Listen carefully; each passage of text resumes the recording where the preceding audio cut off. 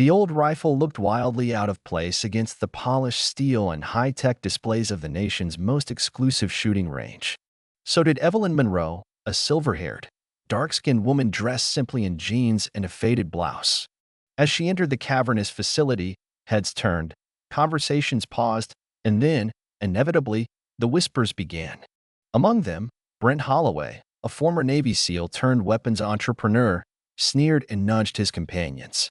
To him, she was the perfect setup, the perfect joke.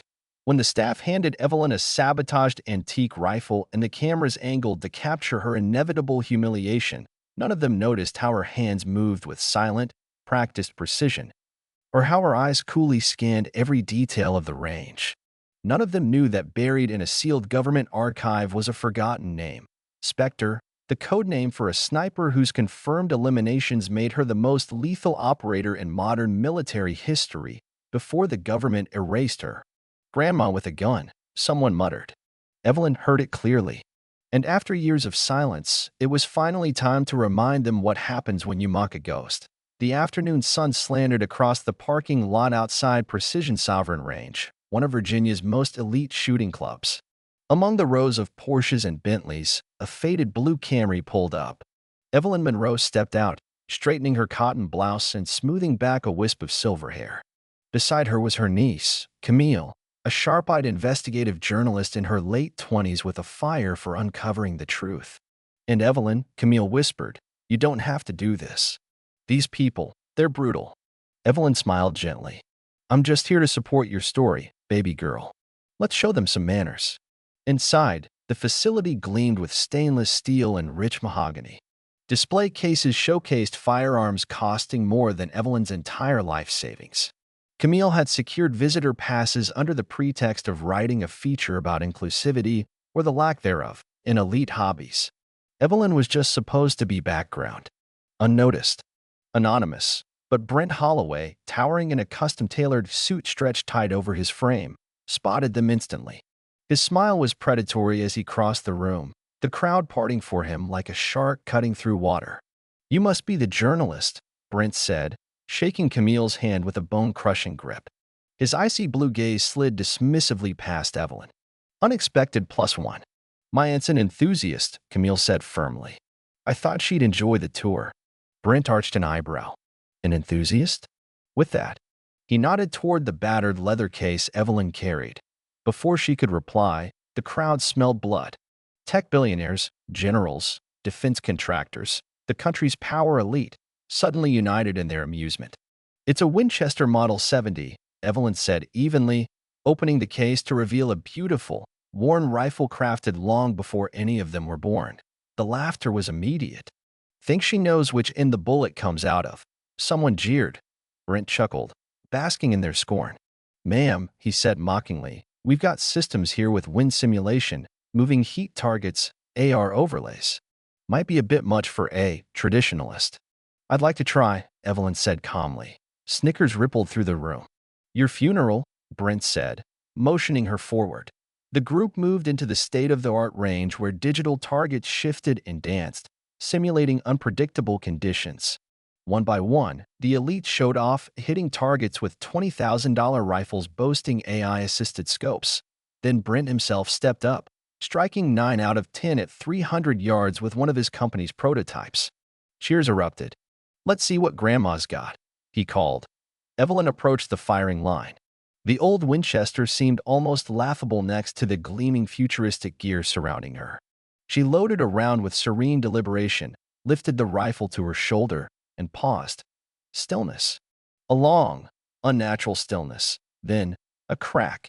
The digital display flashed. Bullseye. For 100 yards. A stunned silence fell. Evelyn calmly chambered another round and fired. Bullseye. Again. The crowd fidgeted. Someone muttered, "Beginner's luck." For her third shot, Evelyn adjusted slightly left. Brent chuckled. "Correction coming," he shouted, thinking she was overcompensating. She fired. The bullet ricocheted off a metal post, hit another, then another, before shattering a clay pigeon mid-flight. The room went dead silent. Evelyn reloaded the rifle into its case, gave a polite nod, and said, "Thank you for the opportunity," before walking toward the exit. Camille hurried after her, wide-eyed. "And Evelyn," she gasped in the parking lot. "Who are you?" Evelyn smiled faintly. "It's been a while," she said, unlocking the Camry.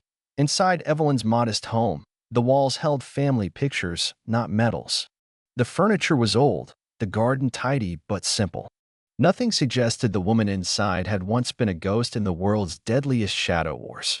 "You told us you were logistics in the army," Camille said as they sat with steaming mugs of tea. "That's what the paperwork says," Evelyn replied.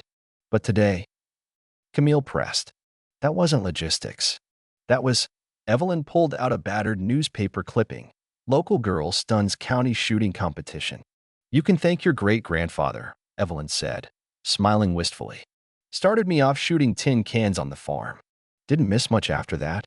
As a teenager, she had entered competitions for fun, until one day a recruiter approached her, offering something more. Basic training had led to advanced marksman courses, hidden, unofficial.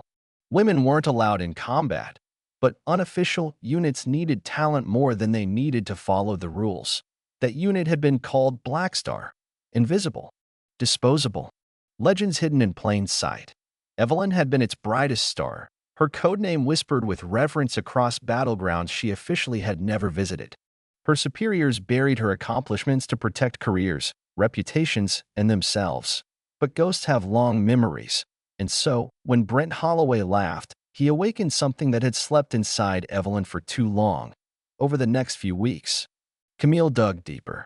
She found evidence, redacted files, half-erased after-action reports, whispers of an operator called Spectre.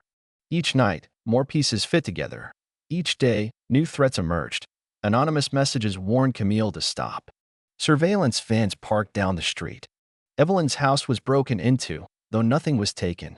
"You woke them up," Evelyn said one evening, loading the Winchester carefully. "Now we finish what they started." Camille helped publish a fictional story based closely on Black Star's operations. It went viral among veterans, military insiders, and investigative journalists. People remembered. People whispered. The legend spread. At a lavish weapons expo sponsored by Brent's company, Evelyn made her move. Disguised among the catering staff, she infiltrated the event. Camille, posing as media, ran interference. Brent unveiled his new AI sniper system, an autonomous drone program to outperform human marksmen. To demonstrate, he challenged any sniper, real or rumored, to beat his machine. The trap was set. Evelyn stepped forward, revealing herself. The crowd gasped. Brent's face twisted in rage. Aura 9, the drone, was activated, locking onto Evelyn. But she had anticipated every move.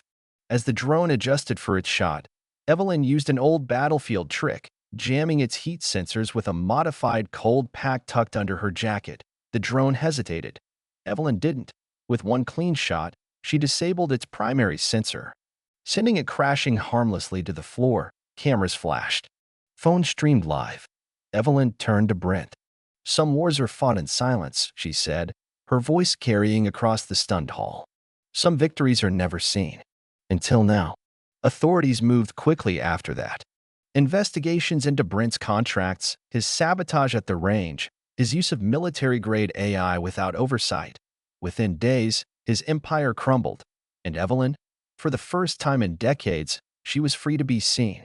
Free to be heard. At the dedication of the Black Star Memorial months later, Evelyn stood among the few surviving operatives. Their names, once erased, were etched in stone, now permanent, undeniable. When asked how she felt finally stepping into the light, Evelyn simply said, "I was never fighting for a medal. I was fighting for the ones who never got the chance to come home." The simple woman with silver hair had become an American legend, not because she sought fame, but because she chose to fight for the truth when silence would have been safer. In the end, Evelyn Monroe didn't just survive history trying to erase her. She rewrote it.